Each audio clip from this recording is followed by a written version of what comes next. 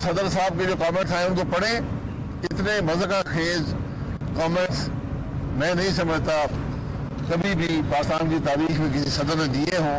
बुनियादी तौर पर ये कह रहे हैं कि इत्तेफाक का निज़ाम ये होना चाहिए, ये सदर साहब कहते हैं कि इल्ज़ाम लग जाए, उसके बाद जिस पे इल्ज़ाम लगेगा उसका काम है कि वो सबूत दे कि ये इल्ज़ाम गलत है।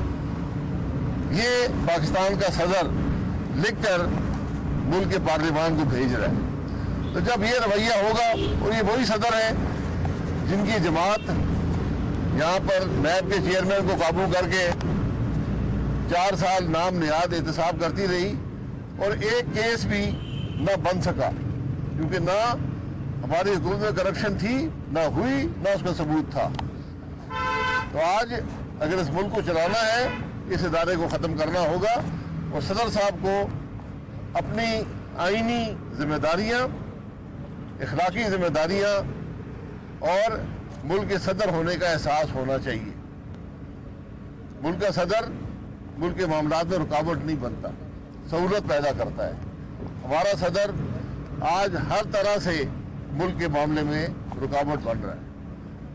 ज़रा आपका साल रह गया है, ज़रा तारीख को देखें कि तारीख आपको किन अल्फाज में याद रखेगी।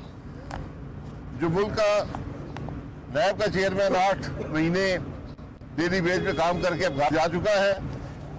मैंने पहले भी कहा है कि एक आदमी जो खुद एहतसाब के निज़ाम का जिम्मेदार रहा हो, आज अपने आप को एहतसाब के लिए पेश करे और अपने असासे इस मुल्क के अवाम के सामने रखें, ताकि अवाम को पता चले कि आपके असासे हैं क्या। जो आदमी एहतसाब कर रहा हो वो खुद अपने आप को एहतसाब से बाला समझता है। ये रवैये जो हैं वही मुल्क के इदारों की तबाही का बायस बनते हैं। जनाब अफजल साहब, क्या कहेंगे, कल इमरान खान साहब ने एक बड़ा इल्जाम दोबारा लगा दिया कि हमजा साहब और मरियम साहिबा जो है चीफ खुशी के साथ झंडाबंदियाँ कर रहे हैं। क्या समझते हैं कि खौफ नहीं है इमरान खान साहब हर तरफ से भाग रहे हैं, झूठ पे झूठ बोले जा रहे हैं? इमरान खान साहब का पहले दिन से रवैया रही है झूठ पे झूठ बोला जाओ, हर रोज बोले जाओ। इसी झूठ ने पाकिस्तान की मईशत को तबाह किया है। जो आपने मायदे साइन किया IMF के साथ, उस पर आप पूरा ना उतर सके। जो आपने मायदे साइन किए उनकी नफी नहीं की, उन मायदों को तबाह किया और इसके असरात जो मुल्क की मईशत